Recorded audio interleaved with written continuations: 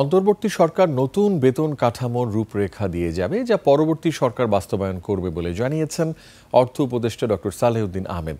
তিনি আক্ষেপ করে বলেন, এসব নিয়ে অসন্তোষ অপ্রত্যাশিত। চলমান অর্থবছরের সংশোধিত বাজেটে প্রবৃদ্ধি কমানো সহ মূল্যস্ফীতি পরিবর্তন করা হচ্ছে বলেও জানান অর্থ উপদেষ্টা। বিস্তারিত আকবর হোসেন সুমনের রিপোর্টে। কালার এক্সপার্ট, জর্জ স্যাপ এবং মাইল্ড অন হ্যান্ডস টেকনোলজি সমৃদ্ধ অরিক্স ক্রিস্টাল ওয়াশ আপনার লন্ড্রি এক্সপার্ট।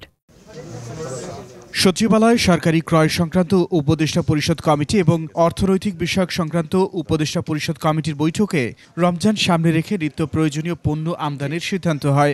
এছাড়া পরিবেশের ক্ষতি বিবেচনায় বন্দরে পড়ে থাকা পুরনো গাড়ি বিক্রিরও সিদ্ধান্ত আসে বৈঠকে।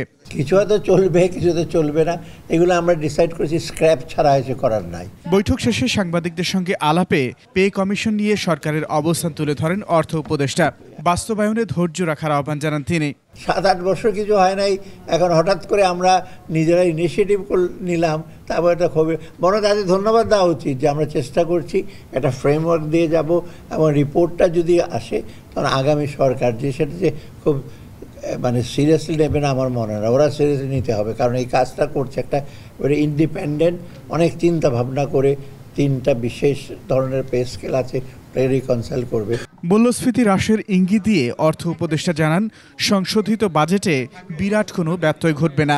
একেবারে ড্রাস্টিক্যালি একেবারে আমাদের ওই বাজেট থেকে যেটা খুব বিরাট একটা ব্যত্যয় ঘটবে তা না, মোটামুটি কাছাকাছি। না পার্সেন্টেজ আমি এখন বলতে পারবো না।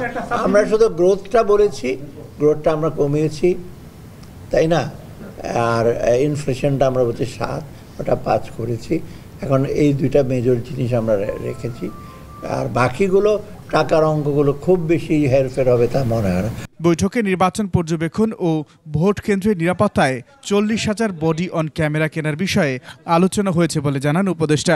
বডি ক্যামেরার ব্যাপারে আমরা সিদ্ধান্ত নেব, ওইটা কিছু কাজ আছে বাকি।